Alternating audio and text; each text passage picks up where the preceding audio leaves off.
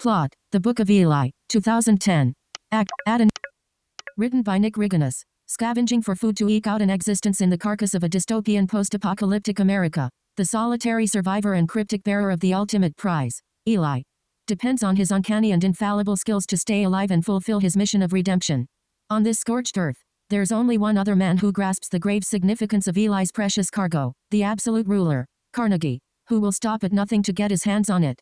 For more than 3 decades, this has been Eli's burden and the reason to live. However, his journey to the West is not over yet. Who can stop the chosen one from reaching his final destination? Voiceover off. When you're blind and watching movies, what will you find? A blind superhero whose superpowers are acting like he's not blind. A sighted actor over dramatically touching people's faces. Or maybe the whole joke is that they're bumping into different places. A spectacular, macular generation. From tunnel vision to your television. And do they off this movie with audio descriptions? They're movie buffs who know their stuff. You'll be thoroughly entertained. Join Sky and Melissa throughout film history and Citizen White Cane. Hello and Hi. welcome to Citizen White Cane, the podcast that makes blindness cool again. Hey, My name is Sky McLeod. I'm Melissa Buckta. I like that one. That's a really good one this thanks. week. Yeah. Short, sweet, and to the point. yeah, exactly. And then I could know it without having to Yes, bury my head yes. in my iPad, which is good. I like it. Yeah. It. Unlike our podcast, which is usually super long, but I'm okay with that. Yeah, I know. It's a very long podcast.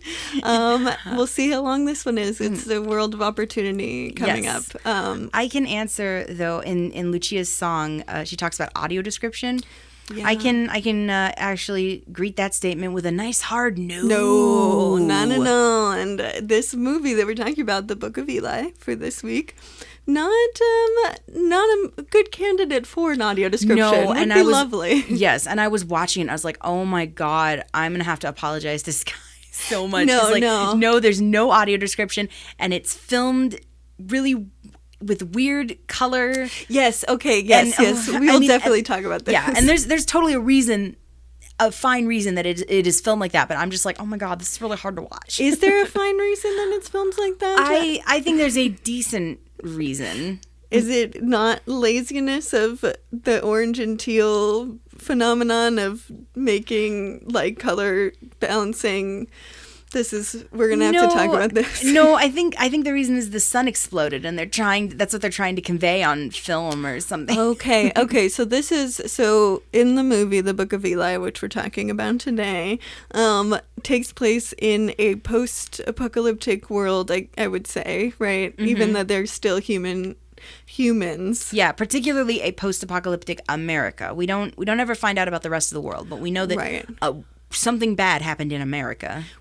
And it takes place in a nondescript place that I definitely thought looked like Los Angeles, abandoned, but it was filmed in New Mexico because I looked it up. Okay, New Mexico. Okay, because my guess would be the timeline of the film takes place between Nevada and San Francisco because we end in San Francisco. And Yeah. keeps going west, which was why I was like, are we in Bakersfield or something?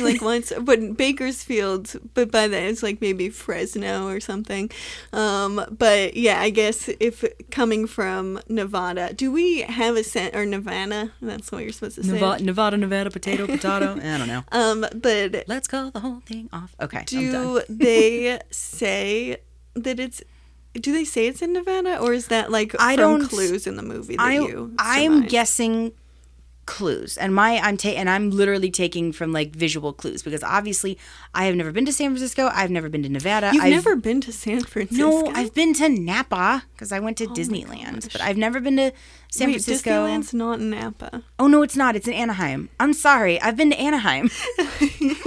As a resident Californian who's lived in Northern California and Southern California, I can Napa's give you some geography. Napa's where all the wine is. Yep, Napa's where the wine is. Okay, haven't been there. Far north from Anaheim, past, because it's Anaheim and then LA and then all the, where I grew up actually, and then you get up to Napa. Okay, cool. Okay, so totally got that wrong.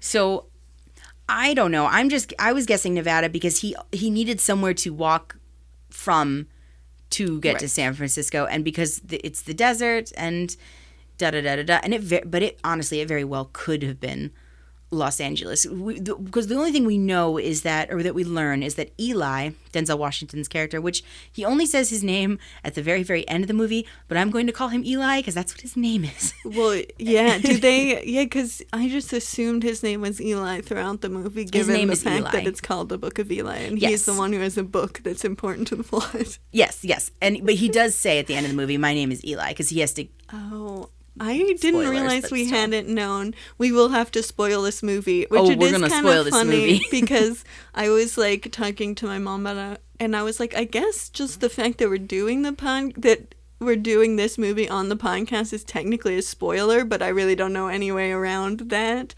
This movie came out in 2010. You have had ample time to see this movie. Yeah, exactly. So, and also just like I feel like all the podcasts are spoilers. Mm-hmm. So we're gonna some are, but we're gonna talk spoilers. Yeah. So I'll save the end for the end, but yeah, he does say his name once in the entire movie. I didn't realize that it wasn't until then that he said it. Mm-hmm, just the one time. Okay. Because everybody else just calls him you or Walker or Outlander or Outsider or whatever. Yeah. Or that guy that just won't die. That is a very that's a lot of names to have, then all of them being not real. But yeah, so the first shot of the movie is a cat. Mm-hmm. A Sphinx cat or a Devon Rex. I don't know. The cat has no fur. It's a skinless cat. Or furless cat, not a skinless cat. Yeah, it just skin. And then the film breaks the rule of screenwriting instantly and that the cat dies. So my friend back home, because this came out when I was in Fairbanks, and she saw it in theaters, and I don't think I ever did, because she told me not to go see it, because she's like, he shoots a cat in the first 5 seconds of the movie. But that's like, I guess there is other like killing animals for food.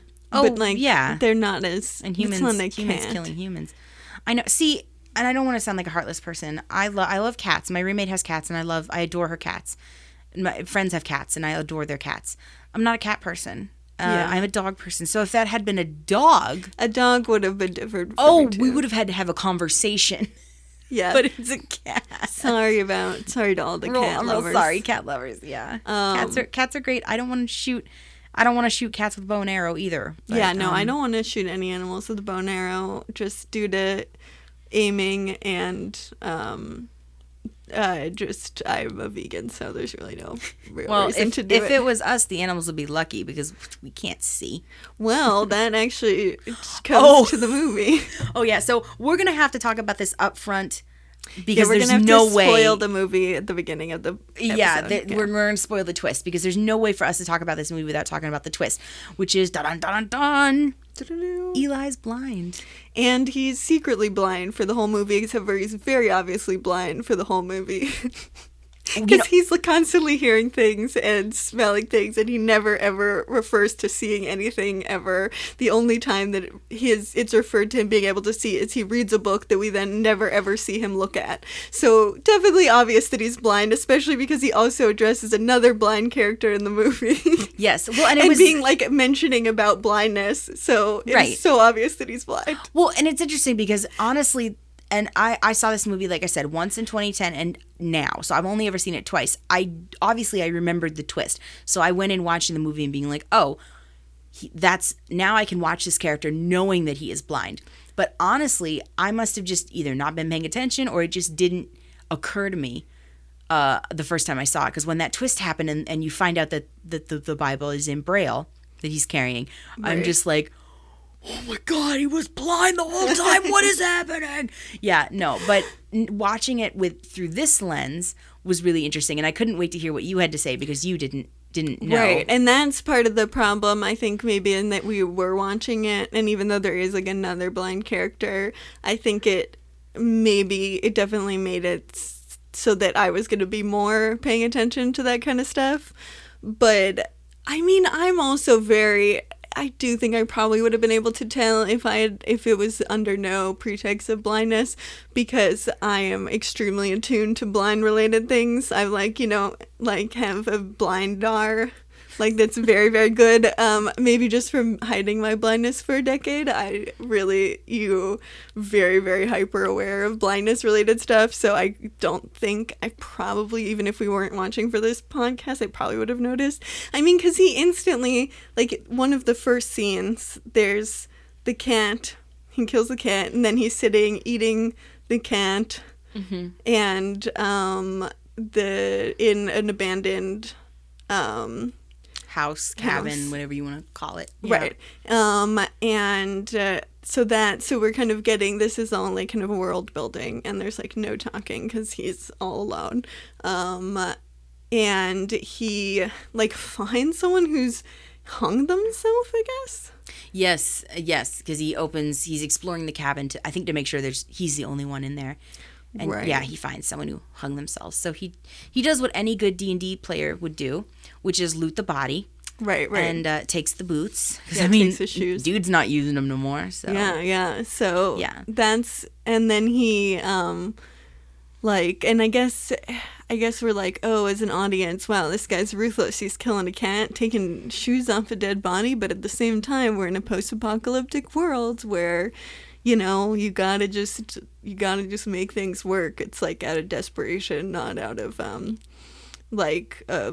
sense of morality. It's kind of like a survival mode. But we will find out that in this apocalyptic wasteland, Eli is one of the most moral and just people. Right, which is why the first indication of this, after we've set up the stuff with the body and the cat, is that he's eating the cat and a little mouse comes along and is like, what are you doing? I mean, the mouse doesn't speak, but it's kind of like it comes up. Yeah. And he gives part of the cat to the mouse. Or to the rat. I guess it's probably a rat, not a mouse. I don't know. And he's like, oh, here you go. Like, I think he said something. It's something about it being cat. It's cat. Yeah. Oh, yeah, that's... And does he say something about how the cat's dead and that it's not going to hurt you? I can't remember. I just remember that it's cat. Which is it's a role reversal of the cat versus rat dynamic. In that the rat's eating the cat, so... I don't know. Is that a metaphor? I mean, cat. You could say a game of cat and mouse, which is like chasing, or right. But in this case, the mouse is eating the cat. So maybe it's like a metaphor for him being, very. Well, there's also, if you compare it to the Bible, it's the Bible verse about the meek inheriting the earth. Oh, okay. If you pick the mouse as meek. Yeah, there's something there. This is, how well do you know the Bible? Oh God, not super well. I obviously can't quote it. Yeah. Because I was raised, I was raised as Christian, which I was raised atheist and very occasionally Jewish. But so yeah, but I can't quote the Bible, but I know stories and but that'll be helpful things. In that's a blind spot of sure. mine. So that's good. I'll let you chime in with any Bible related metaphors that went over my head. Yeah, but to answer your question, that's the thing that I get about the cat and the mouse. Right, because it's like, then is the story just the meek will inherit the earth? So basically it's one of Jesus' sermons on the Mount when he gathers his flock together. And I could be completely wrong. But it's about the meek inheriting the earth. And they shall inherit the kingdom of heaven. And then something about it's easier for a camel to go through the eye of a needle. Oh yeah. Oh God. See, something. It's literally just bits and pieces. And I don't want to miss. I don't really want to misquote that imagery, the camel and the eye of the needle. But yeah. So that's potentially what, because this this movie is very based on like, well, it's very like biblically, in just the plot is about the Bible basically. And yeah. Well, yeah, I mean, the plot is about...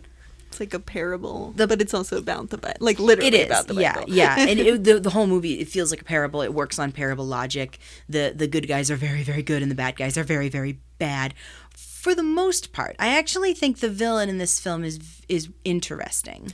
It is a very, and it posits an interesting moral question that I don't really know how I feel about, like what the conclusion it makes or is trying to make about, like, it's interesting. We can, like, I mean, do we want to go through the plot to get more into like kind of the different? Sure. Yeah. I mean, we don't need to go like to examine it too much, but right. Yeah, but we do have like a lot of world building that we should probably do the main kind of like setting up for. And why I was a little worried for you, because at the beginning of this movie, the movie is filmed in such a way it's sepia almost, but it's like all of the color has been drained out of every single inch of film in the beginning, and then as you go on, you see more and more and more color. But at least that's true? That's what it felt like to me. Oh yeah, because in San Francisco, it's all color. Definitely colored. Yeah, but I didn't realize it happened before that. I felt like it happened gradually because you might be right. You notice people's skin color a little bit more. You notice the colors of their clothes a little bit. Now, obviously, in Gary Oldman's town, everything is still very desaturated but it's not nearly as bad as the beginning of the movie. Yeah, the beginning of the movie is almost I literally messed around with my TV's color settings because I was like, I can't even understand what's happening. Mm-hmm. It's like the darks are so dark that there's no definition, and the lights are so light. Yeah, but it's not even like noir. I guess it's its own special kind of thing. Like, yeah, it's much more orangey. Thank you. Yes, orange is the color. Yeah, that's orange. It is the new black. Yes, but in this case, it's the new. I guess just like color in the entire movie. Yeah, so the entire movie we kind of have, because so this is like a very 2010 thing. Like, it's like the Transformers movies. There's all that's like the orange and teal thing is just that you have like it's kind of like basically a lazy cinematography thing of like color grading, and in 2010 this was maybe sort of near the height of it, but also kind of near the beginning of it too, so it might have seemed, I think it seemed more edgy back then, whereas now it just looks like every other movie where the colors are weird. Well, it's funny because I forgot when the release date was, and so I looked it up, and then it was like 2010. Oh yeah, that explains a lot of the cinematography and the filters that are used. So anyway, it's kind of like in like when people watch like movies from like the 50s or something, they're like, the world was in black and white. That's like what people are gonna be like, wow, in the like late aughts the world was just all orange and like teal and like blue, and that was just the color coding of the entire world. Like, that's just because so many movies do that. But so we have well, okay, hang on, sorry, before we leave the color discussion, do you think the color added anything to the story? Because I actually thought, as annoying as it was and as hard as it was to see at first, once I kind of got used to it and just settled in, I was like, okay, this is what it is. I actually thought it brought a little bit of, it made the post-apocalyptic world, I mean, it definitely made everything more bleak and more just samey kind of, right? Because I couldn't really tell, especially in the shopkeeper's shop. I knew it was littered with things, but I couldn't tell what any of those things were because everything was the same color. And maybe the filmmakers are trying to illustrate, because it's referred to as the Great Flash and then the war. Yeah, because I actually was unable to really have any sense of what happened before the movie, like in the story, I mean. Like, I was really struggling to understand. I mean, like, I could kind of get the details that were important to the plot of the movie, but I was very unclear on, like, exactly how the whole thing worked or what exactly happened. Well, at first I just assumed, oh, it's a bomb. It's a nuclear bomb, and this is the fallout. That one makes sense. And maybe that was it. That could have very well happened because they referred to a war, and where a lot of the books were burned, but they also refer to like the Great Flash. So maybe a huge hole in the ozone layer happened. The nuclear war makes more sense for the Flash. The Great part. Flash. Yeah. And then some went underground and then they crawled out of the ground after a year. Oh, so maybe it was a nuclear. I didn't even think of that, but that seems right. Yeah. Well, because they also, like, there's something about how the people who were alive before all this happened, their hands don't shake. Okay, so that is the tell in this world. That is the tell. If your hands are shaky, you have consumed too much human meat. Oh, because there are people eating in this world. There are people eating other people to stay alive. That's what that means. Yeah. So because they don't tell you right off in the beginning. Because when Eli comes to the town, to Gary Oldman's town, they're like, "Oh, show me your hands. Show me your hands." Everyone says that when you hands. meet a new person. You I want to see your hands. Yeah. Because they're checking for shakes. Oh, so how do you know that's true? Because I could not figure that out. So, and again, you can totally miss it because it's said incredibly quickly. But when Eli and Solara, Mila Kunis's character, when they go to the farmhouse, also, we need to confirm if the farmer's wife is Lily Tomlin because she sounds a lot like Lily Tomlin and it's driving me crazy. Anyway, they get to the farmhouse and they are served tea and everything. And the farmer and his wife take him out back and show him all the graves that they've dug. And that's when Mila Kunis is like, we need to go. And Denzel's like, yeah, you see all those graves out there? Did you see her hands? They're shaking. That means she's consumed too much human meat. Oh, and then they try and book it. Okay, so that's a really weird time to explain what the shaking is because that's like the last time the shaking would have been brought up because you've like gone through so much of the movie now. Yeah, true. However, eating people was mentioned a couple of times before, I think. Right, I can't remember. Yeah, I can't remember exactly when, but eating people is definitely brought up. But then it's like, because I could not figure out what the shaking thing was, and I feel like it would have been helpful to know that like much earlier, because that would make more. That just would explain why. Because it was like could tell it was something about trusting people, and so that makes more sense now. Because it was like if you're not shaking, then you're trustworthy. So that makes perfect sense. But yeah, it wasn't. I guess. It's weird, though, that he says that because we've seen him, like, show his hands so many times, and obviously Mila Kunis is going to know that that's what the shaking is. So why does he have to explain it? Well, hang on. Think about this, though. Mila Kunis might not have known because she is shackled to her mother and Gary Oldman's character. She probably hasn't left that town, and in Gary Oldman's town, nobody eats people. That's just a thing that doesn't happen. Is that true? I'm inferring a lot, but I feel like Gary Oldman's character Carnegie is actually his name, which is a name with a lot of significance. Yeah. Actually, Carnegie says something about says something about his town being civilized. Oh, okay. Because they have water, they have food, they have a hierarchy, they have a system. Yeah. Right. Okay, so this all checks out. So I honestly, yeah. So I honestly don't think that Mila Kunis' character she definitely hasn't been doing what Eli has been doing, which is, according to the movie, it literally has taken him 30 years to get across the United States to get here. To, like, Nevada, theoretically. We're going to call it Nevada, yeah. Yeah, because theoretically. It happened 30 years ago, so some of the characters are young enough that they did not live, or they were born after The Flash. Yes, And because that's part of, like, Mila Kunis, right? I'm assuming so, yes, because Eli talks about the world before and the fact that we had more than what we needed, and we would throw away things that people kill each other for. Right.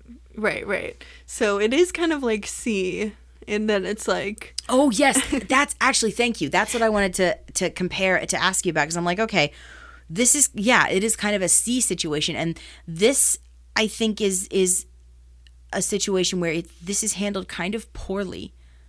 Like the people or the movie? The movie. To be the way blindness is taken into consideration.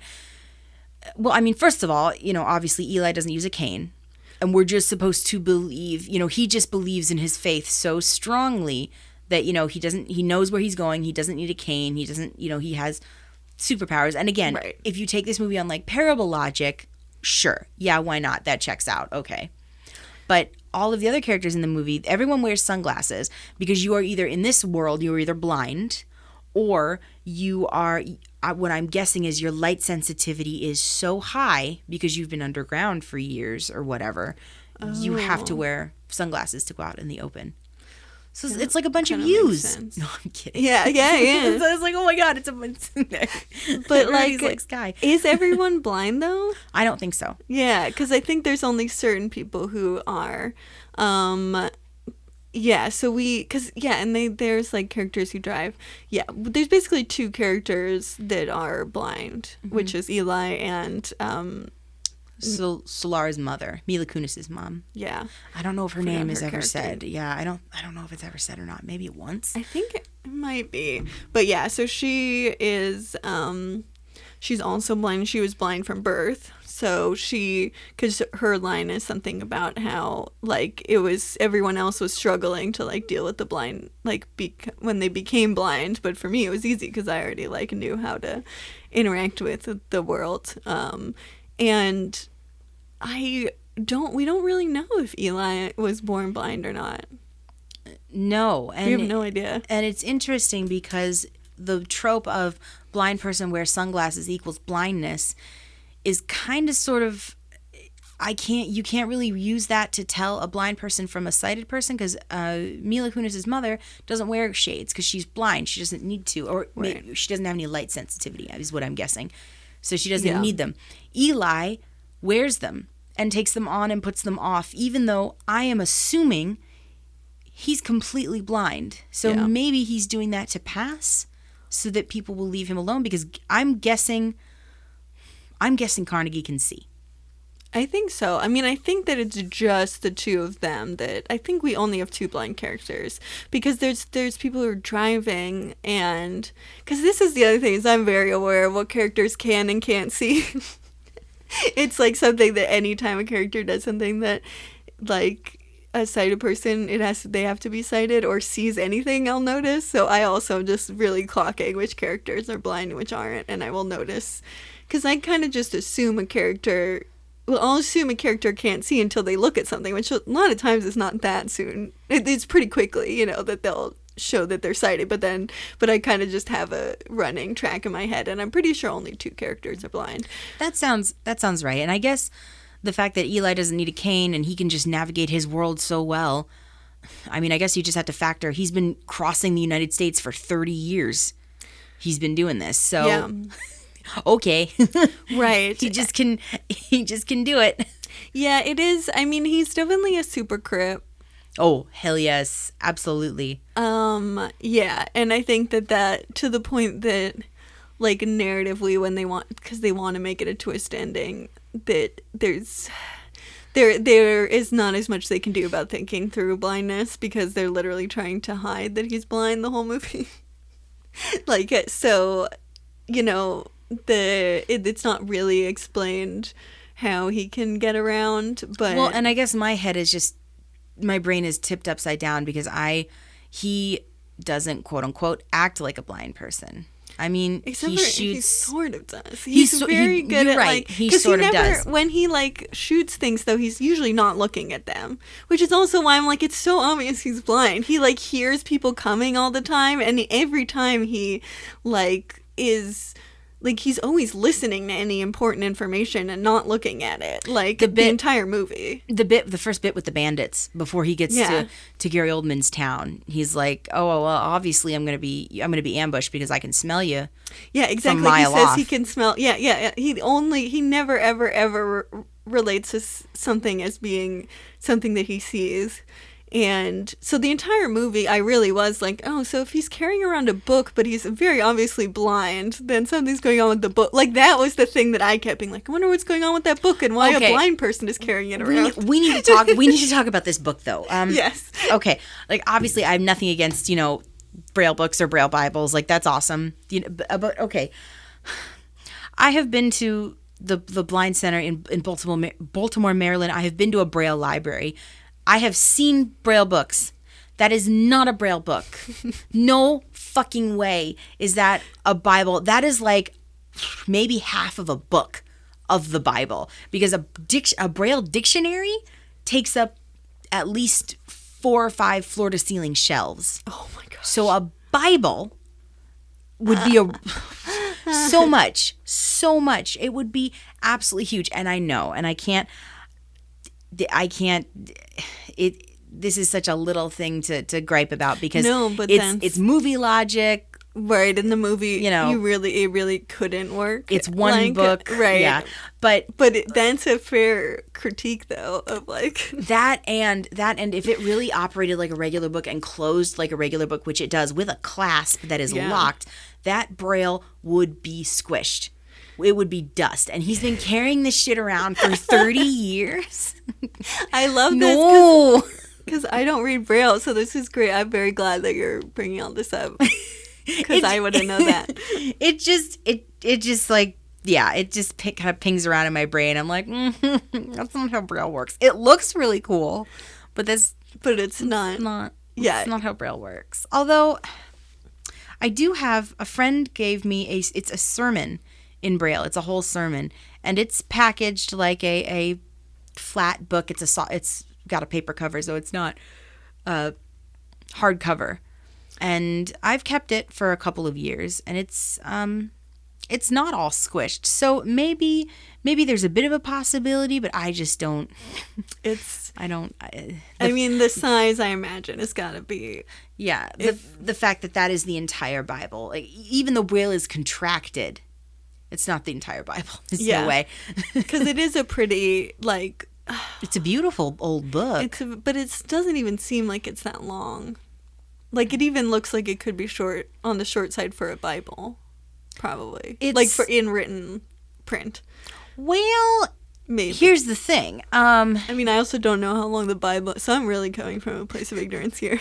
The Bible itself is well, I had a large print. I had a bunch of different versions of it. My favorite version was my gigantic print version. Ooh. So Bibles they're not small books by any means, but the thing is the pages on a Bible, if you've noticed, very thin, super thin. Which you can't do with Braille. Right, because the Bible is like thousands of pages. So yeah, no, it's true, and it doesn't look. I mean, like, it looks like maybe like less than 300 pages. Yeah, it's not. It's not a long book. Like, it looks like your average, like... It's definitely more than 300 pages, because you have to take into account how thin the pages are. And the fact that the Bible... But not the Braille book. It's Braille, though. So sorry, we're talking about the Braille book. Yeah, okay. Yeah. Yes, sure. Yeah. Because even if it was, like, just kind of like a normal hardcover book pages instead of the Bible pages, but not Braille... I think it would be like it would be somewhere in the 300 range, maybe a pages, sure, would be my guess. Yeah, and I mean, the pages, when they are turned by Eli and Gary Oldman, they do sound thicker.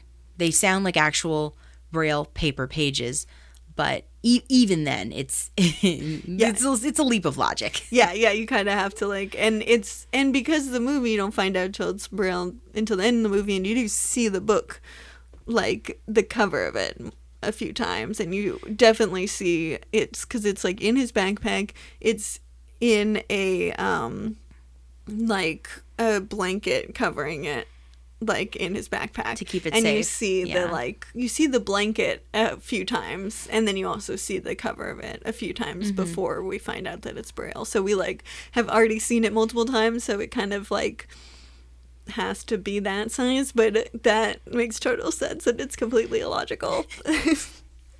But then I guess yeah, there is no, it wouldn't really work in the because it has to look like a Bible, Right.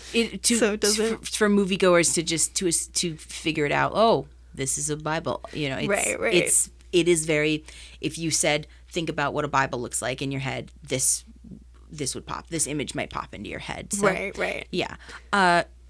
And again, I think in the end, the Bible is the book itself is a symbol, and it's not about in the end it's not about the actual book itself. It's not even about the Braille that's in the book. Right. It's about the knowledge that comes from the book. Right. That's knowledge. Knowledge is power. Well, because except for it's only sort of knowledge because it is a Bible, Right. This is and now we come to it.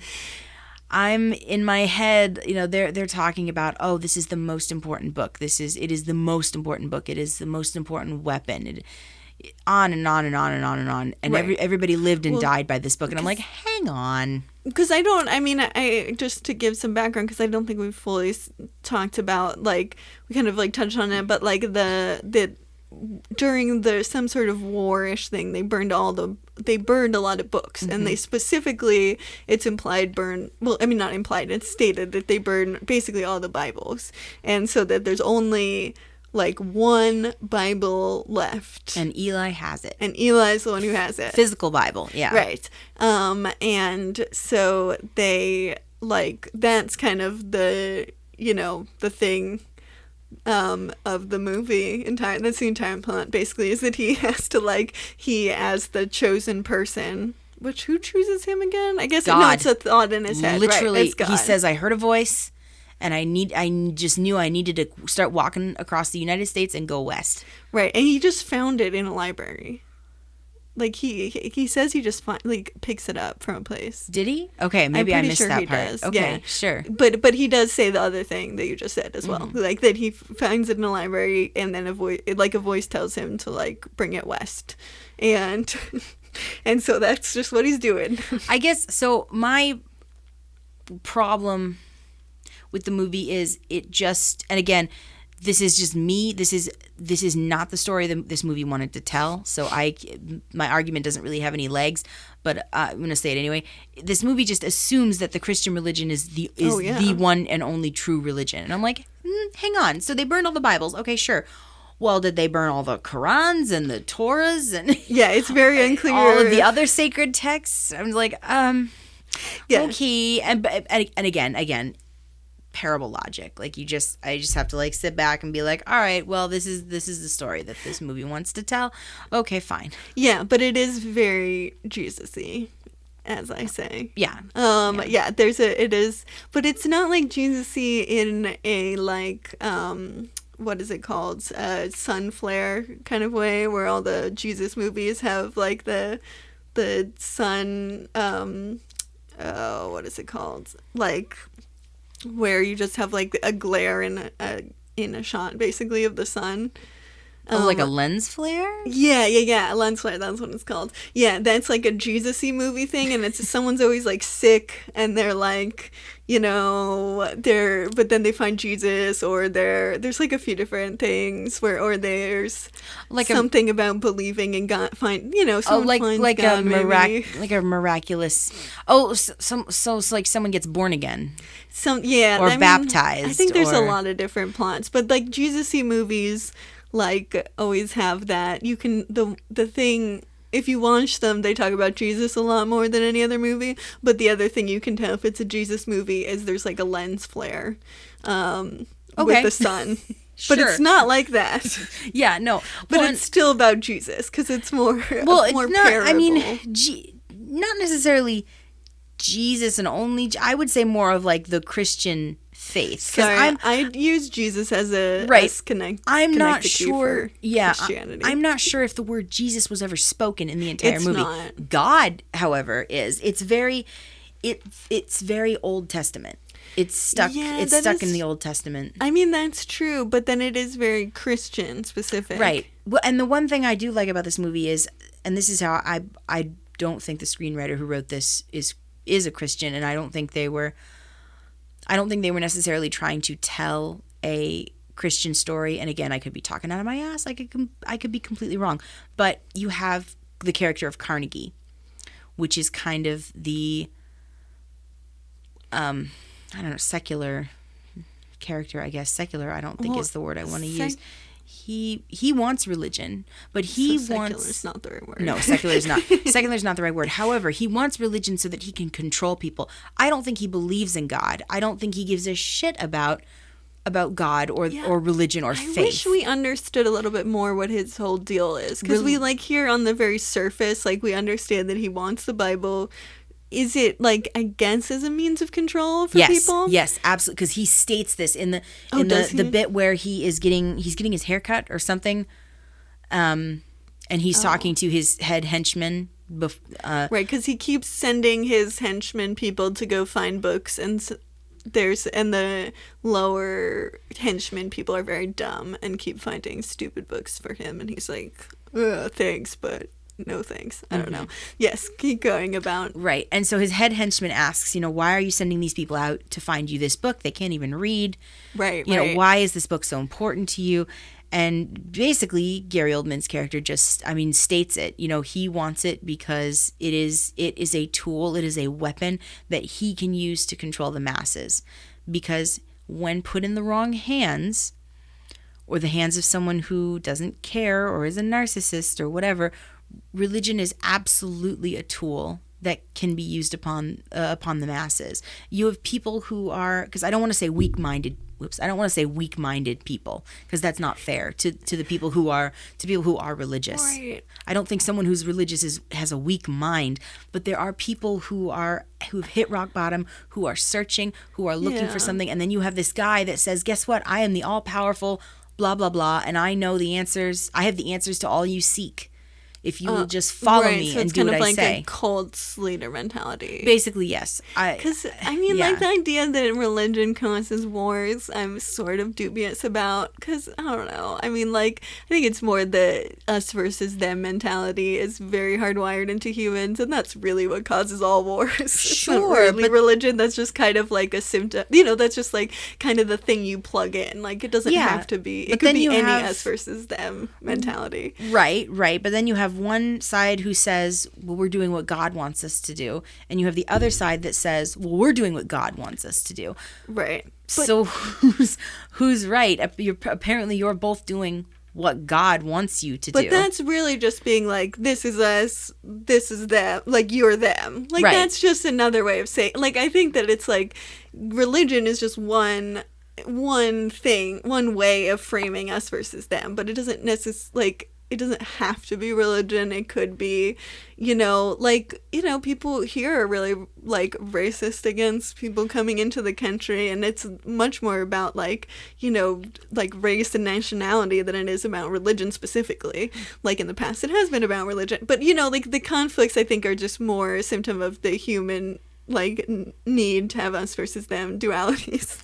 And I think that so that's why I'm kind of yes, of course, cultiness or cult leaders could create conflict, but also religious, difference in religion can create conflict. But I do think it's just kind of it's just the I don't know what would be a good, it's just one color of the same thing, it's not you can just kind of plug in whatever and you can create a conflict just any identity really, but that's why I wished we had a better understanding of why his means for control was the Christian Bible and why there was no other way to control people other than the Christian Bible. Like that Right. was what I was confused about. If I am to speculate, and you have to infer a lot because this movie is not, it's not spoon feeding you everything. It's not telling you everything, Right, which is good. Which is fine. Yeah, no, that's totally fine.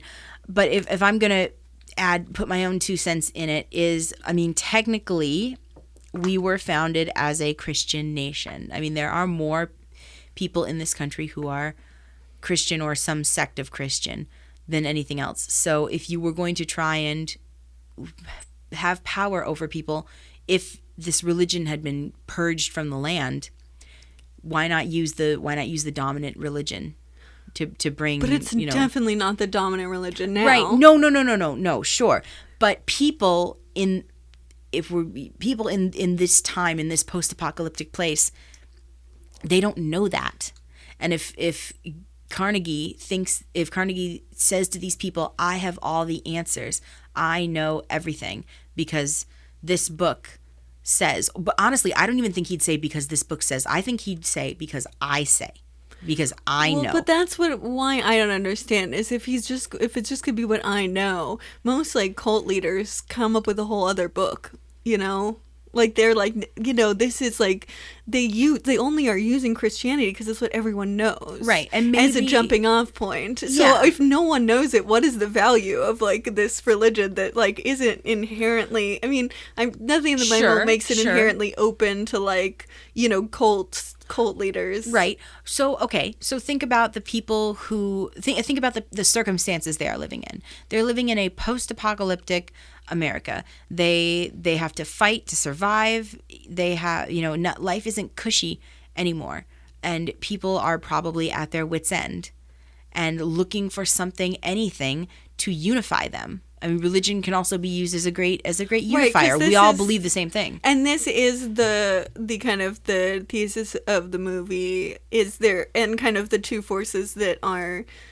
going up against each other, the kind of good and evil of like control, using religion for control and using religion as an equalizer, something that like is accessible to everyone. Right. And is teaching morality.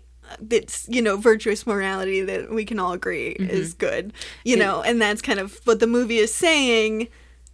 But I wish I had a better understanding of how. I wish it made a better point of like explaining what the dark side is, because it felt like it was just like, well, how like wars are because of Jesus, like Christianity, and you're like, I mean, it doesn't feel like that would create like control. I just didn't understand how he was he could use the Bible specifically for control that no other, because he's like so focused on the Bible, like, and no other way of controlling people is available to him in his mind. It has to be the Bible. The Bible is something.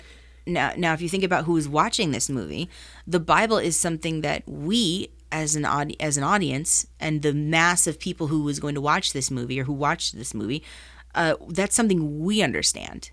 Right. So that's a stepping stone for us. Like, oh, okay, I understand that. So I guess I can understand why he would want to use the Bible, this religion, as his tools for a means of power, control, of power and control.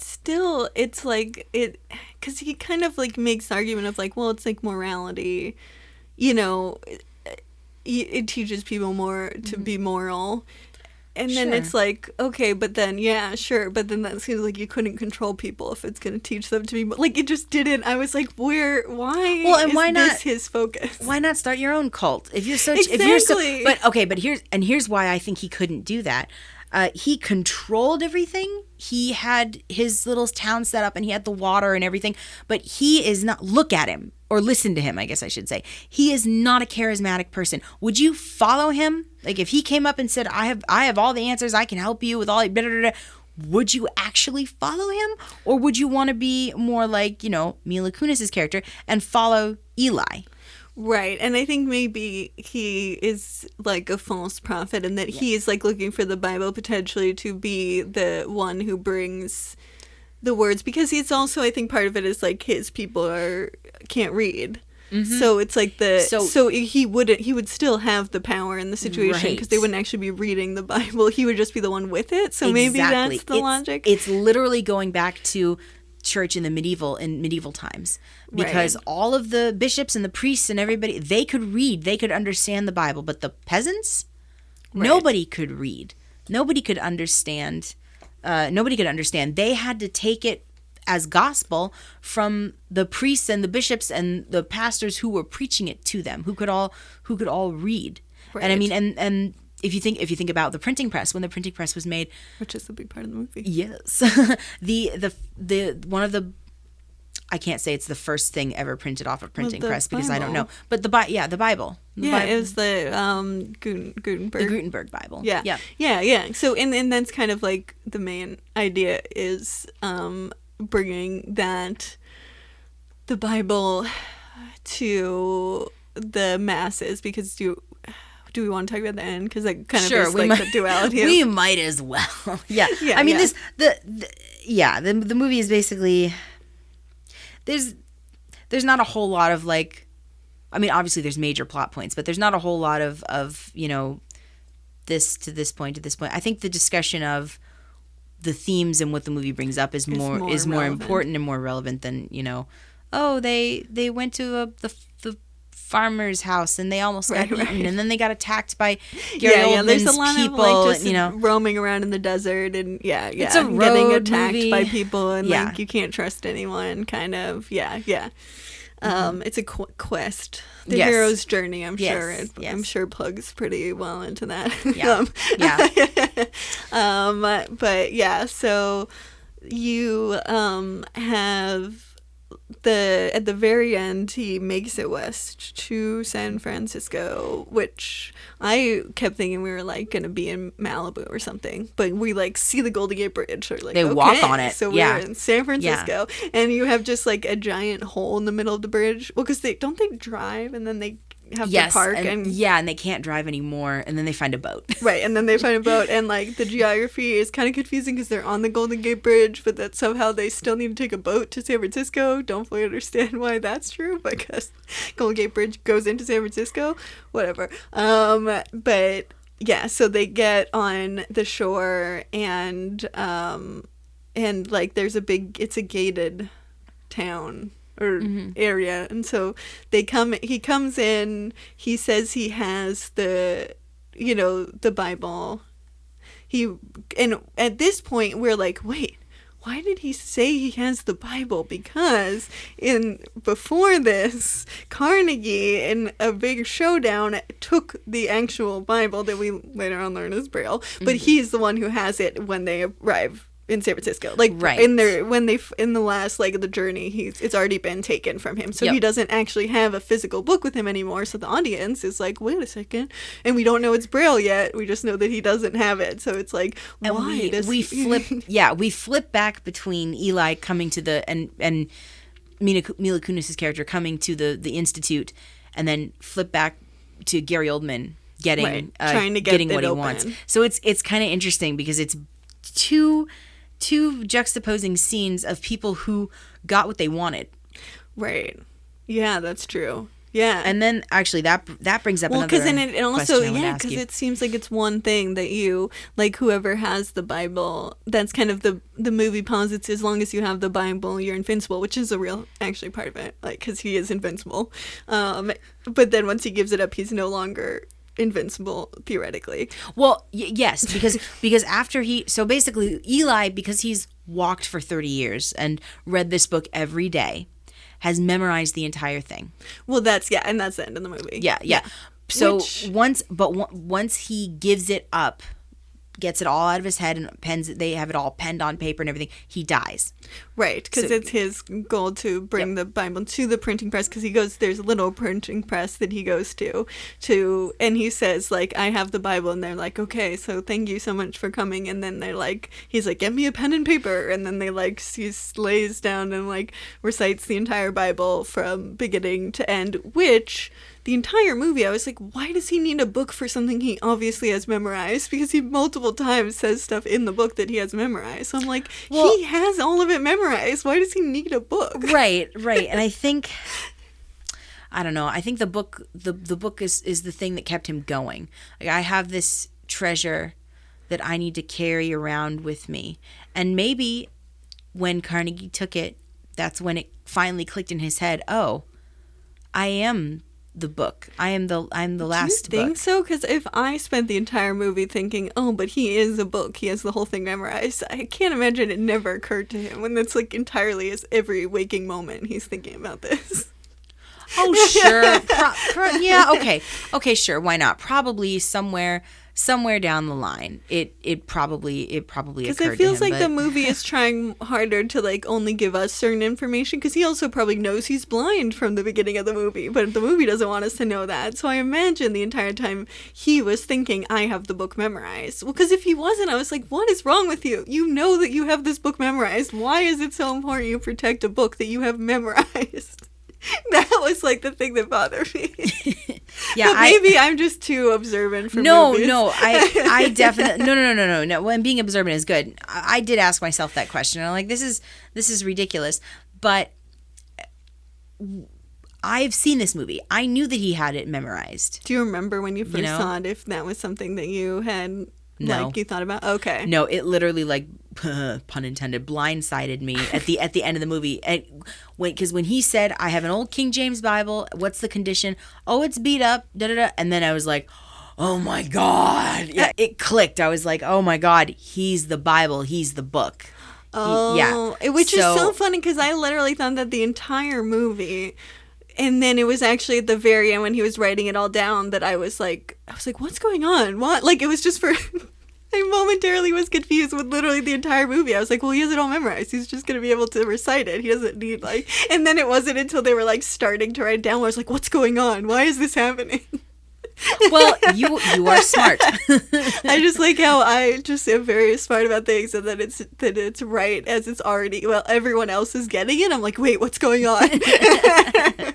But I think maybe it's because my brain is like, oh, we're supposed to be surprised right now, but it's not. So it's like... It just kind of... Well, so here's my question to you. So yeah, flip back to what Carnegie is experiencing. Right. Finally gets the Bible open and goes to read it, and it's in Braille, which obviously he can't read. Now, Solar's mother is there. Right. And he pushes the book on her. He's like, read it, because she was born blind. Right, exactly. So she puts her fingers to the page and she tells him, I can't remember, I've forgotten. My question to you is, do you think she's lying? Because I think she's lying. Yeah, I don't... I mean, it did make me wonder, if you spend like 7 years not learning it, you probably could still read some of it, but you probably would forget some things if you had absolutely no practice doing it. Sure. Oh, I can buy that. Yeah, she probably isn't fluent, or as fluent as she might have been in Braille. But it did seem like she probably was being cagey about it. I think she could figure some of it out. Because the movie doesn't give any indication of if she's lying or not. No, well, and she says no, but... Well, but yeah, but I mean, I think that, like, theoretically she could have been lying. Like, and that could have been... It also could have been something in the movie where they could have been a plot point too, that she lies about it, but she really can read it. But like, because that's the kind of movie it is with that kind of... It's very open-ended, which I kind of appreciate. It just presents things and gives you the opportunity to think about them. It doesn't really spoon feed you anything except for who is the good guy and who is the bad guy. Yeah, it is. I mean, it isn't...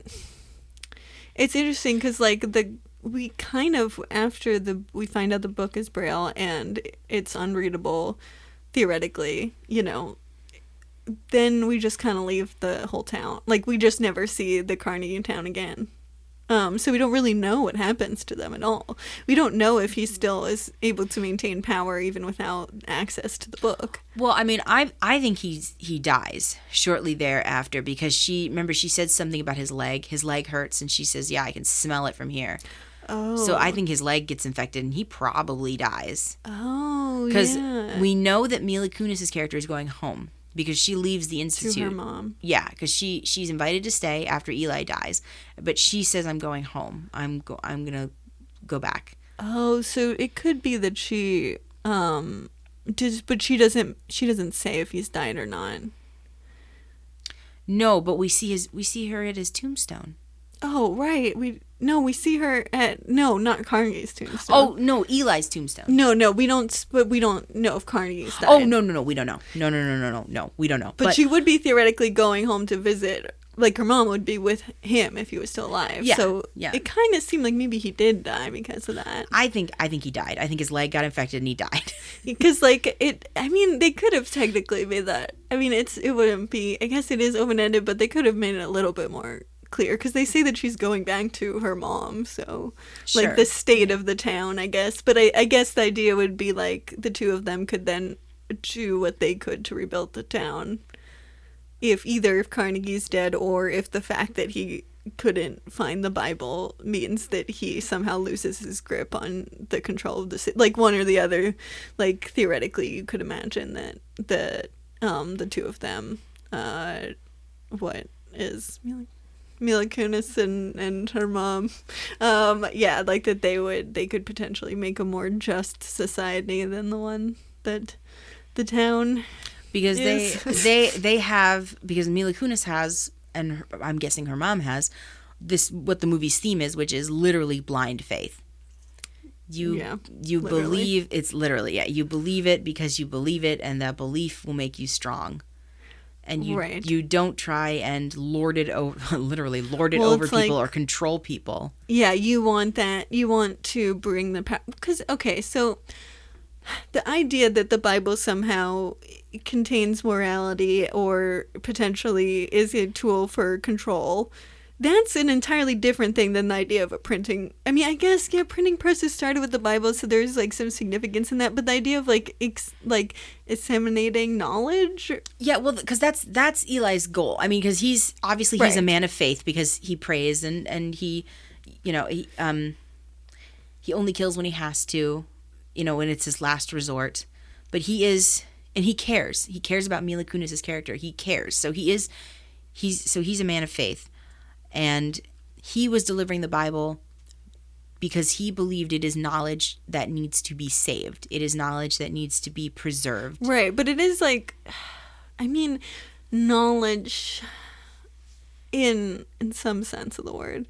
I mean, cultural significance, definitely. But I guess what I was thinking at the end is just, like, how is this going to change the world? Like, the scarcity is not changed by the presence of a Bible.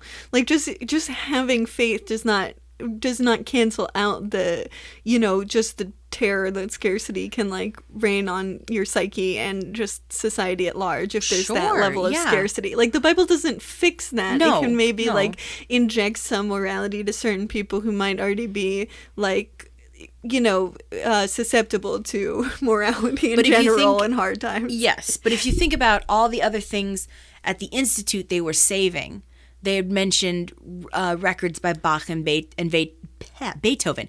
They had mentioned paintings that they were saving and books. So culture. So I don't think they're going to distribute everything and say, and this is the Bible, and it's the be-all, end-all of everything, and this will save you.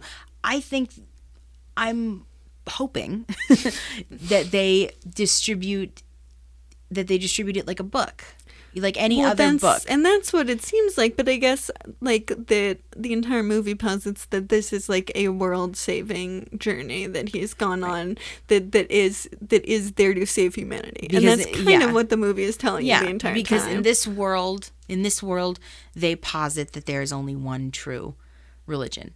Right. And I think that's what both of us are kind of hung up on. I mean, the Bible isn't, the Bible isn't the only way of living. It's not the only code of morality. It's not like the lack of the Bible is the reason why everyone was depraved. I mean, scarcity is the problem. Like, you can't fix scarcity with the Bible. I mean, that's, like, what America thinks you can do. And look how that's, like, look at income inequality. Like, that's not how this works. And it's, like, a very foolish and very dangerous idea that it does help. Because, like, just giving people ideas isn't going to change the fact that they have no food. Like, that's not... And to think that it would is completely, like... counterproductive, because then instead of like trying to do anything to like make a more just society through, you know, like establishing more abundance, you're just saying we just gotta get the Bible to everyone. Like, that's the important part, not that like we need to make sure there's a way for people to eat, because I guess in this society there is an income inequality dynamic. No, hang on. Hang on. At least we see it in Carnegie's Town. I can't speak to the Institute and the rest of the world. Yeah. But in Carnegie's Town, absolutely there's inequality. He is top of the food chain. Well, because his name is Carnegie too, which is like yeah, which is funny because Carnegie was a philanthropist. Well, you know, Carnegie, like the whole thing about Carnegie is he was horrible to like the workers, and the reason why he put his name on everything was so that people would forget that he like was unbelievably cruel, and hundreds of his workers died, and like he basically like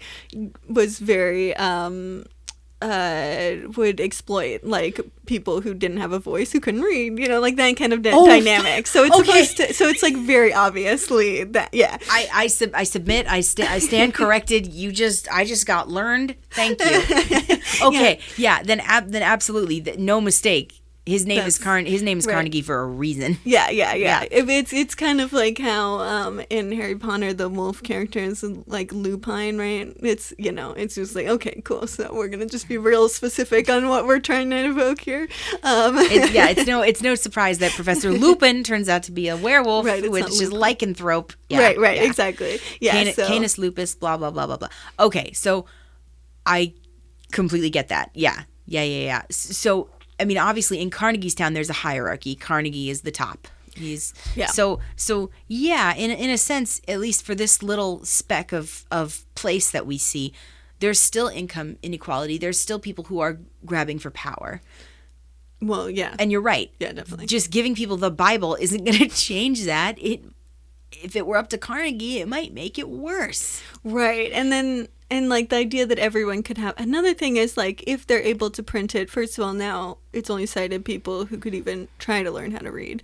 But then on top of that, we have a printing press, but we also have a large population of illiterate people now, which a printing press is not necessarily going to create literacy inherently, but I don't know, maybe historically, should have looked this up, like if the Gutenberg Bibles, like if that was I think that probably was a time where more people became literate. So maybe there's some argument to be made that the more accessible just the written word is, the more likely people are to be like that learning to read is going to be more common. But it doesn't help any blind people.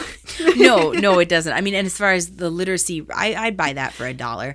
I mean, books became more prevalent, which, you know, which made it easier to get your hands on them, and people, I'm guessing, were taught, and people learned to read. I don't know. Maybe, I mean, I don't know. Could you like learn to read through just looking at books? Maybe not. No, probably not. You'd have to. So you might have to be taught by somebody. But I should have looked this up before we started recording about like the, you know, how the printing press really like changed literacy. But I think in a way it did.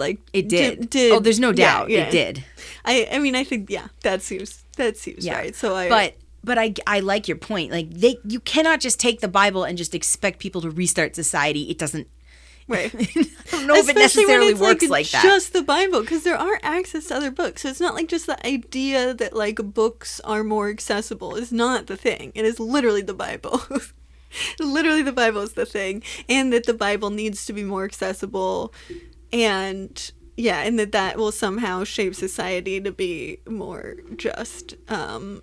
Which, I mean, it is a very tight and cute story, and it is very, parable-y, and that it's like, you know, it feels very much like a biblical tale. And so, you know, like, I think sometimes for me, like especially when it comes to like a parable or something, you can, instead of taking it as a literal thing, you kind of like have to take sort of the kind of idea of like, you know, kind of some of the moral ideas from it, but then other things be like, well, if you kind of read into this too much, it becomes kind of like weird or problematic or not, or it's to an extreme that it some aspects of it feel like untrue. Well, and once so I you- feel like that's kind of like the movie. Yeah, I mean, once you start really diving in and picking it apart, it doesn't really hold up that much. Yeah, I mean, I think, but I do think, yeah, that is kind of like a parable thing, though, because I'm usually more like, what is a movie? Like, I think thinking of it as a parable helps me because I'm very literal. So anytime a movie does not ring true, and even like the Braille book, like that kind of stuff always really bothers me in movies. So and that's still just kind of like a prop as opposed to like a really big theme. Whereas in this, I feel like because it is a parable story, I kind of was like, okay, so I just don't need to take any of this literally. But still, some of the conclusions it makes don't really track very well. Like, just in that that the Bible would be the thing. And that's really the main thing that for me, I was just like, I don't understand why this has to be the Bible. It seems it's not, because it's not all books. It's just the Bible. Yeah. But yeah, so that's kind of the trajectory of the movie. I mean, do we want to talk more about the blind aspects of it? I'm trying to think if there's anything that we haven't really covered. No, I think we covered most of what we wanted to cover. I mean, blindness in this movie is Unstated. It is, yeah, it's exactly. It is unstated because it all comes back to the whole blind faith thing. Eli has blind faith. He just knows and believes that he's going to get to his destination. Right, on like that he is invincible, which again in parable logic it's blind faith, but it also Sure. does feel like divine intervention because he is truly shot at multiple times the in the man movie. the man gets shot in the stomach. Yeah, well, and even before that, makes he's it. like constantly shot at, like at different times where he just walks away and he'll just like stop. Like in the scene where he leaves the town, where Carnegie is, like he'll walk like a few paces as people are shooting at him, and then he stops, like maybe he got hit, and then he just keeps walking, and he does that like 4 times. It's like everyone's shooting at him, but he doesn't like seem to get shot at all. Like it seems like I think maybe one bullet bounces off his backpack or something. So he like is truly, it's divine intervention. It does not seem like he literally is he's protected through a god power. Like he's not protected through just like just being lucky, if that makes sense. Yeah, there's literally, this is his divine quest. Right. Yeah. But then when he gets shot, it is like it's because he doesn't have the Bible that he gets shot. I thought. But yes, well, they take it from him, and they're going to leave, and then Carnegie turns around and shoots him anyway. Right. But he lives until he recites all of the Bible. And then he dies, because then it's okay for him to die. He's completed his quest. He did it. Right. Which, I mean, so I'm like, yeah, that's cute. It's because he was the book. yeah. I mean, like, that's, we had an idea. Even if I could forecast it from the beginning of the movie, it's still like, that's very neat. And like, we did the thing, and like, yeah, that's symbolism or whatever. And then he dies. But yeah, I mean, it's about legacy, I guess, is really the whole movie. Well, and then, Mila Kunis' character, who has spent most of the movie with him and has listened to him and learned from him, and is going to go on and hopefully spread what she learned from him, which isn't in... Did she learn to read? Because she can't read. No, yeah. I don't know, because she stays does. at the Institute, so maybe they taught her how to read. She might. It's not. Maybe. It's not explicit. It seems like she could have easily done that. Maybe it's a deleted scene. She learns Maybe. to read. But she is going to take what she has learned from Eli, and she's going to go spread it, probably, starting with her home. But she's not going to spread it because she wants to control everyone. Right. It's kind of like more of along the lines of Eli's mentality and teaching of like, yeah, that there should be a democratization of, I guess, knowledge. Again, it's like we keep saying knowledge, but I don't know exactly if the Bible is that's not a 1-to-1, I don't think. like, I guess morality, like, yeah, I think morality is a it's- better word. Yeah. Morality, code of conduct. right. But then again, you get into the questions of like how much that really would affect Right. the problems, which, I mean, I guess even knowledge is not really, I mean, maybe like very practical things of like how to do more, agricultural setups, or I don't know. Like, isn't that if it is a nuclear bomb, then maybe that's like it's harder to grow stuff. Because there's like I would assume so, but it's pretty green around San Francisco. right. And Well, this that's the institute thing. place. But then I wonder so if San Francisco just has abundant. I mean, I bet it's really expensive to live there. even during Even the apocalypse. in this world, yeah. They really Yeah. forecasted the income inequality of San Francisco and the rest of the country. But yeah, it is right. Which it's it's not super clear exactly what it thinks about. But yeah, so that's kind of the movie. Yeah, that's it in a nutshell. Jeepers. I think this might have been one of the quickest ones we've ever done. I know. I've been like editing them, Even and though I'm like, there was a we lot go- to talk about. Yeah, I know. Well, maybe we're just getting better at podcasting. I think so. Yeah, because they are very long. So I'm like, should we make them shorter? We'll try it. I think Better at communicating our thoughts. Yeah. We'll see. Well, We'll see. You Yeah. can send Yeah. us a message, say if you like it when we're more succinct or when we like go off on random tangents. Because I was just editing the Daredevil one. I'm like, this is so long, but it's also kind of like we go on a lot of tangents. Mm-hmm. But then I was also like, yeah, but I mean, like some of this is kind of fun. Like some of the tangents are the most fun part. So I was like, I don't know. I think it really depends on your listening preferences, if you'd rather be like kind of long and free form or concise. So I guess we can always just switch off. Yeah. We'll figure it out. We'll Yeah. figure it out. But yeah, so that's do we want to do our blindness acuity test? Oh yeah, let's. Sure. So this is the segment where we rate the movie from 2020 is perfect sight, so that is the least blind you can be, or it's like very not blind person friendly, or at least it's not very blind person informed. Anything under that is even more extreme. Anything under 2020, and then 2200 legal blindness. So that's like, making the mark. It is definitely a blind person was contacted about this movie, and anything above is extra credit. So that's the rating. Do you want to go first? Sure. I don't want to be cruel to this movie because I think it gave us a lot to talk about. But as far as, was blindness portrayed accurately? No. No, I mean, Stellar's mother, kind of, but we don't see a lot of her. And, she doesn't use a cane. Nobody who is said to be blind uses a cane. Eli sure as the heck doesn't use a cane. Definitely not. So, yeah. So I think I'm probably at maybe a 2050, only because I don't want to be cruel and give it a 2020. I mean, you're allowed to give it whatever you want. I know. You're right. But no, I think 2050.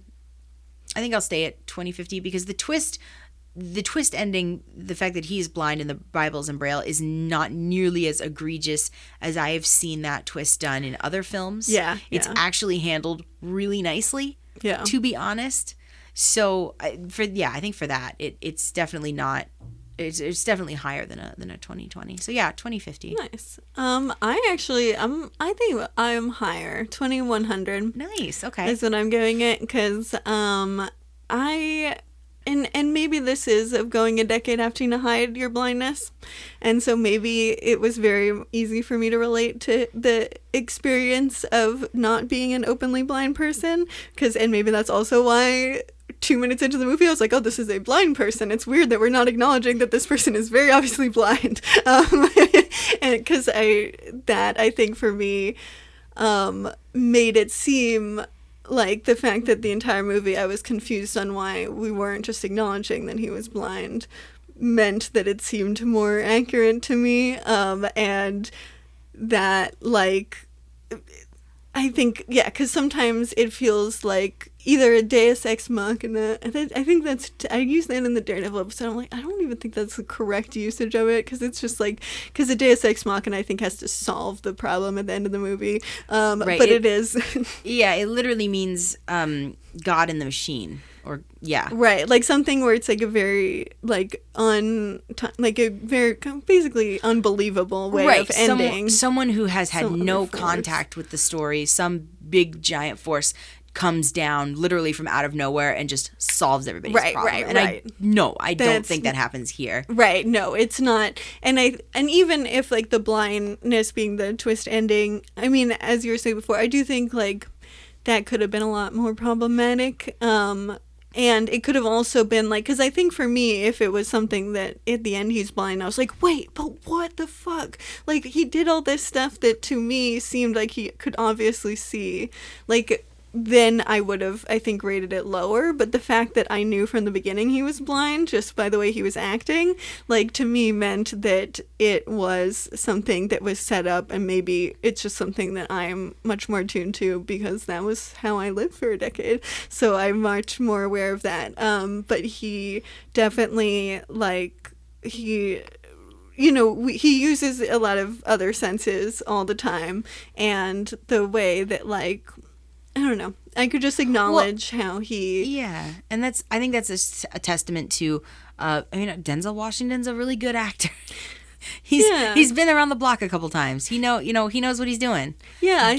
And Gary Oldman is also a really great actor too, and so is Mila Kunis. So... Yeah, no, it's definitely, I think the performances are good, and like and I mean, I guess the subtlety of blindness, because I think there is also sometimes, if you are, maybe for me, when a movie overdoes the blindness or is just so focused on it in a way that feels unnatural to me, that can like sometimes bother me more than when there is a subtlety to it and there is a competence of a character. And I think that might be from my own personal experiences, and it's not, that's something that I think your experience with blindness might, like between the two of us, it changes how we perceive that. But I sometimes like there's some ways in which he's overcompetent, and it kind of goes into super crip where he can like very much hear, like, or he can pinpoint like all these different animals and has like a perfect shot. A bird out of the sky. Right. Which he doesn't look, though. Every time he shoots something, he's never looking. So that is an indication that he's blind. He's just like, stop. Pew! And then Mila Kunis is like, what is that? And he's like, dinner.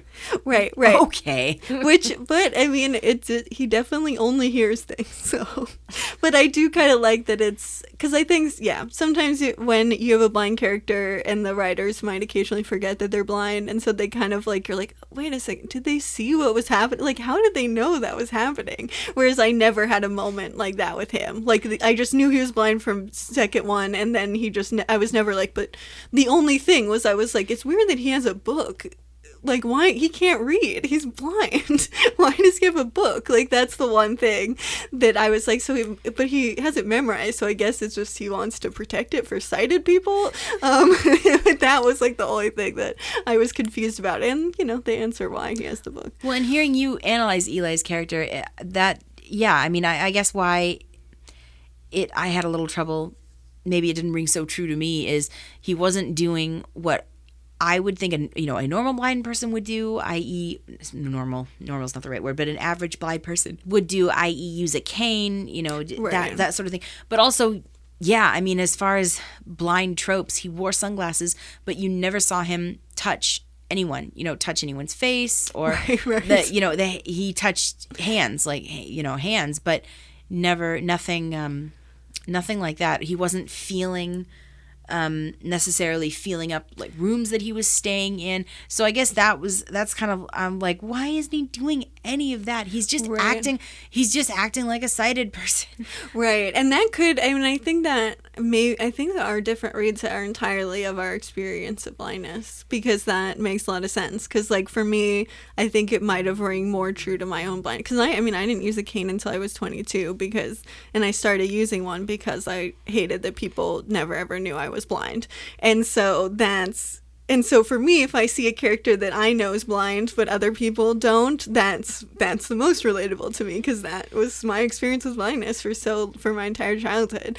Like, is knowing that I was blind but no one else knowing. And so I think that is definitely, that's really fascinating. But I think that is the difference between the two of us, is that we just had a very different experience of growing up with blindness. Yes. And I suppose if he just advertised to the world that people was blind, or that he was blind, maybe people just wouldn't leave him alone, and he would be attacked all of the time. I think that is right, because I think in this world, like, a scarcity mindset does. I think if I was in a situation where there was a real sense of scarcity, I would not be as vocal about my eyesight.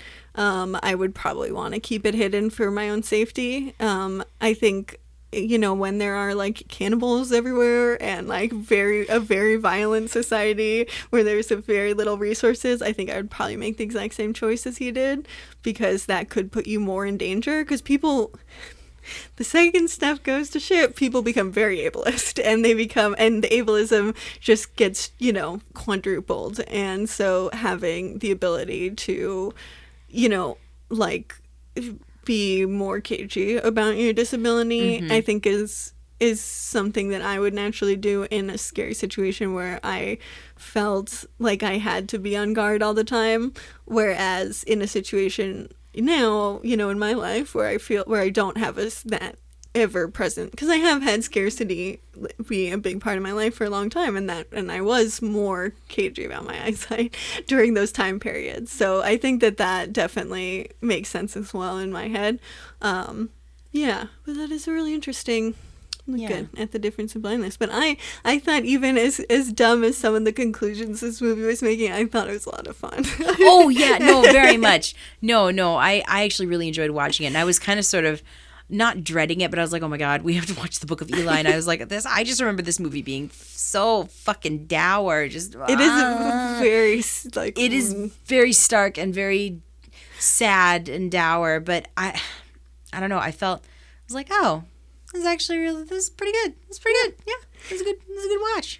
It was fun. I could see watching it twice. I don't think I would have the patience to watch it twice in any short period of time. No, it's definitely not one of those where I'm like, I need to go buy that DVD right now. Right, and this is not one that I'm going to come back to. Over and over again. Especially for me, because I got to watch it. We both this time got to watch it knowing he's blind from the beginning. But I got to do it once and know he was blind from the beginning.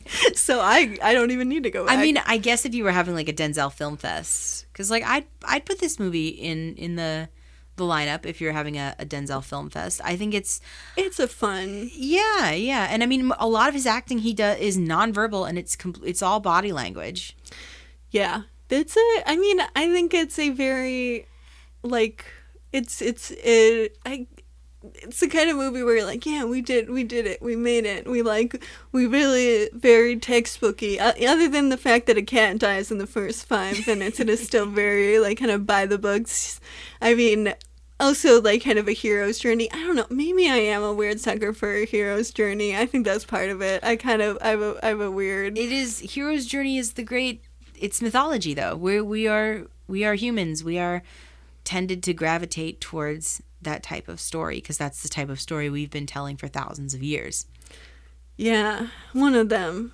I think there are probably other, like, there's like the community, I don't know. There's like new ideas about how to kind of build upon that, and it is a very individualistic narrative, so it feels like something that's kind of like, you think calling it into question is also very valid, but it is, I think it's like something where I want it to be some of the time, like I want like a movie that does it well. I get annoyed when it's literally every single movie, but like yes, I don't know if it does it well exactly. I mean, like, because I don't know, it's not like a good movie exactly. I just had a fun time watching it. Like, I don't know, I definitely wouldn't be, I'm not going to sit here and be like, hey, you should stop what you're doing right now and watch the Book of Eli. But it's on Hulu, which is how we watched it. Right. And honestly, there are worse ways you could spend an afternoon. This movie really does raise some interesting questions. And I thought our discussion was interesting. Yeah. And I think having the discussion is a lot more fun and interesting than watching the movie in some I think respects. that's true too. But I'm not going to say this is an absolutely terrible movie. It's not absolutely terrible. It's competently made. Right. You Well, know? that's an interesting question. If someone listens to this podcast and hasn't seen the movie before, do we think that now they should go see the movie? Because that's something we could do for every episode too. Because I don't think I do. No, I don't think your life is going to be forever ruined because you didn't see the Book of Eli. Yeah, because I feel like we've talked about a lot of the main points, and I feel like we're coming at it from a critical perspective in the ways that it's, and I think because it is a parable, again, it's just very, like, to just explain it is basically the whole story. Like, you don't actually need to watch the whole movie to get the idea of the story. But if you really like Gary Oldman, and you really like Denzel Washington and Mila Kunis, and you like seeing Gary Oldman play a bad guy who was a bad guy, he's definitely... Hasn't he done that before? Yes, because he's Gary Oldman. Yeah. I mean, honestly, if you want to see a crazier Gary Oldman performance in an even worse movie, he plays the bad guy in Red Riding Hood. Oh. And he's the only reason to watch that movie. Okay. He's fantastic. It is so stupid. But He's doesn't have a great. blind character, man. No, So it doesn't have a won't blind watch it. character. No, not for this podcast, but I Maybe mean, hey, another one. Gary Oldman Film Fest 2020. Yeah, no. Yeah, Bam. if you are a Gary Oldman and a Denzel Washington and a Mila Kunis completist, sure. If you're completist, I guess you just kind of have to watch sure, this. sure. Watch this movie. I'm definitely. I'm not gonna give. It's not a ringing endorsement. Yeah. But honestly, we're all stuck inside, and you could spend a worse 2 hours of your life. Yeah, I think for me, I would say if you listen to this and it like hits certain pleasure points in your brain of like things you really love watching in movies, then you should watch it. But other than that, I think you don't need, like, if you listen to this and you're like, oh, this is interesting, but you don't feel nothing in the movies like really felt like something that you really love watching movies about, I wouldn't recommend it. Like, it's, some movies I say, like, even if it doesn't sound like you would like this, go see it. Like, I think there's, or even even if it's for certain people, I would say, like, I know this doesn't sound like a thing you would like, but I really think you should see it because there's a lot of, like, stuff that's fascinating that I can't even just like tell you offhand. Like, this is not one of those movies. It's very much like if you like a post-apocalyptic worlds, or you kind of like things that are like parables, or like a hero's journey, if some of those things are like things that really you're like, yes, I love that stuff, it's like candy, then see this. But like if it's not, then I don't think you need to. That's kind of my read on it. Yeah, that's a pretty good read. That's a good perspective. And if you're looking for a movie that specifically is about blindness and how you live your life and how blindness affects your life, this is not what you're looking for. This is not the movie for you. If you really want that, you should watch The Eyes of Me. That's a much better that's a much better portrayal of blindness. So yeah, but then again I'm lukewarm standing up for this movie. Yeah, that's a good. I think we're on the same page about recommendation wise. Though we did do our token actor versus filmmaking plot dichotomy, which is great. I love it. So that's the Book of Eli. We are closing the cover on the Book of Eli. What? There's a term. I like how fantastic. I made a stupid pun and I can't even remember the right phrase. We're closing the book, I guess. So then that's why it doesn't fully work. Whatever. No, it was perfect. It was perfect. Okay. We're closing the book on the Book of Eli. There It you works. go. Perfect. It works perfectly. And we're looking forward to the future where we have the Bible is available to anyone. And in that future, Spoiler alert, it is. yeah, you can get it. You can get it. You could probably get a Braille copy pretty easily too if you go on the internet. Sure. I don't recommend doing that because it's huge, but It's a lot. It's a lot. It's so much. But there are places on the internet where you can get a free audio version of the Bible, Oh yeah, that's easier. or at least big chunks of it. But I think you can get the whole Probably thing free. the whole thing. Yeah. I mean, Jesusly people really, they do not want anything to get in the way of the word of Jesus or whatever. It's because Jews are the opposite of just like. But yeah, we didn't even talk about how it's Old Testament, but it's definitely Christianity. We kind of touched on that. Oh yeah, no, this movie is shot. It's a Christian lens. It's shot through a Christian perspective. Yeah, Yeah, definitely. very much so. Especially the idea of just like giving the word out to that Jews are like no, or kind of it's a very exclusive club. It's like you're born into it, and then maybe if you like beg for a really long time, well, like yeah, so it's a different mentality than. It should be free to everyone. But yeah, so that's the end of the book. And next time it is my choice. That's right. And yeah, so we are doing Butterflies Are Free, which is definitely my mom is going to be excited about. And I'm excited about watching it. It is from the 70s, so it's a good 1972. Yeah, hey, there you go. And it's good because we've had a little bit too much Evanescence recently, even though this last movie, despite coming out in 2010, I guess 2010's too late for Evanescence. No Evanescence to be found in this movie. Yeah, it was a really specific time period where Evanescence was a thing, and I think it's kind of like 2003 to 2007 is about the time frame. But yeah, it will be fun to hit a decade we haven't really come close to yet. So yeah, and I've never seen this movie, so I'm very much looking forward to it. You can rent it on iTunes, which is how I just rented it. Hey, there you go. Yeah, and the Book of Eli, again, if you want to watch that one, is streaming for free on Hulu. Yeah, so that one's easy if you on Hulu. Yeah, so I guess we're on to our noteworthy thing of the week. Yes. What is giving us life this week? Yes. Who do you want to start? I've got mine if you want me to go. Okay, cool. So, what is giving me life this week is this audiobook I am listening to. So last week was rough. I couldn't sleep at all. And I just stayed up watching YouTube videos for like 4 nights straight. But I stumbled upon this gentleman who has a YouTube channel, and he really likes to talk about fantasy books. Like, that's all he talks about. He's a fantasy nerd. And I watched a bunch of his like ranking lists and top books and and he was talking about this book called Kings of the Wild. And that's wild spelled Wyld by Nicholas Eames. And he would talk about this book, and I was like, oh, this just sounds really interesting. And I'll see if I can snag the audiobook. And I did. And it is like going on your best friend's Dungeons and Dragon adventure.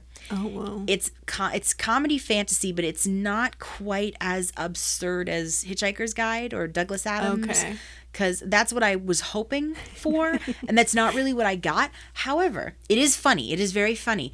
But it is also really heartfelt. The characters are fully realized people, and you care very much about them on their journey to save Gabriel's daughter. Basically, this book treats bands of adventurers like old aging 70s rock bands.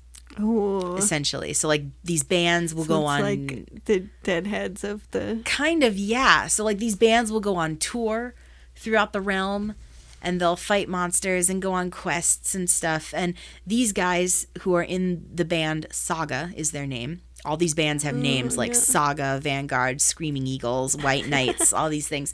And Saga has been disbanded for years until their frontman, Gabe, Golden Gabe, his daughter is in trouble in a city that is experiencing a revolt. Oh, no. And they have to save her, so they decide to get the band back together. Oh. And it's fantastic. It's so good. And I'm listening to the audiobook, but you can get the book in print. Well, you can't really go to a bookstore right now, but order it from Powell's. Do that. Yeah, you can order it from Powell's or Support another. them. Don't get it on Amazon. Don't get it on Amazon, yeah. So order it from Powell's.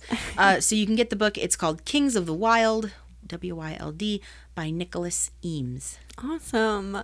And mine is also an audiobook that I'm listening to, and I'm wondering now if it's because we watched a movie called The Book of Eli, and it's just like subliminal messaging to both of us and why we both picked an audiobook. Um, but the book that I'm reading, this is a very Sky pick. I feel like we're both pretty on brand with these. So the one that it's called Transcendence: The New Science of Self-Actualization. It's nonfiction. It's like kind of the author Scott Barry Kaufman, whose podcast I listen to, and it is about like Maslow's the hierarchy of human needs, which actually kind of appropriate for this movie too, because it is like talking about the difference between what's deficit needs, and scarcity versus like being able to, like, once you have those needs met, then you can like kind of go into higher levels of thinking, or thinking is not the right word, but like kind of reach for higher level needs that are not deficiency needs, like that you don't just notice when they're deficient. But anyway, it goes off of like Maslow's work, and is kind of like talking about self-actualization, and which is a subject that I am very fascinated by, and is something that is not there's not as many books, like, because Maslow died 64, so like kind of the idea of self-actualization, I think, was something that was starting to percolate for him, but he didn't really, there isn't a lot of like books to read about it, and so it's really cool to kind of like, I think this is the purpose of the book, is kind of to like extend those thoughts, and so that's been really exciting to read. I'm really enjoying it, so that's my pick for the week. That's fantastic. Awesome. Super cool. Well, that was a fun episode. Yes. Thanks for hanging out with us and sticking around. Yeah. And thanks for what's something related to the Book of Eli that happens? I don't know.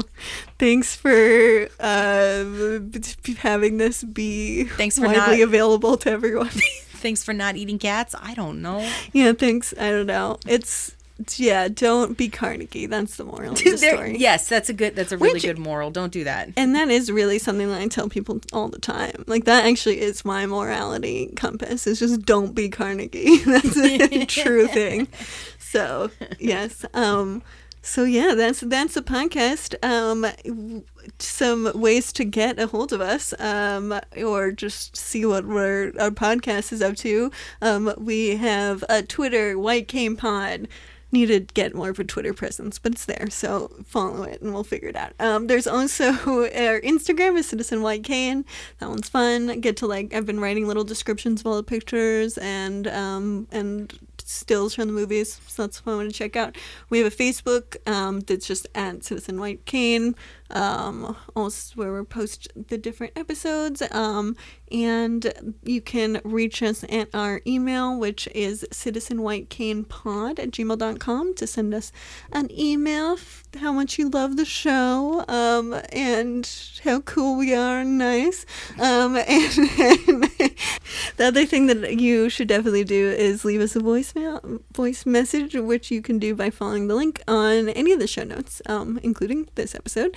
And you can record us a voicemail and tell us if you've seen the Book of Eli, if you traveled 30 years to San Francisco on foot to give a book that you memorized and then died. If that happened to you also. How was that? That was that journey. If you roundabout. Yeah. If or what what your experience with like being outwardly or what's the right word? Not obviously blind. Trying to pass for sighted. Right. Rather than embracing your blindness. There we go. Or even not having the option to embrace your blindness is another thing. Yeah. But yeah, so tell us about any of that stuff, or tell us a movie that you think we should watch. Is another option, or whatever you want. And tune in next week and to hear about Butterflies Are Free. Thanks. See you next week. Bye. Bye. It is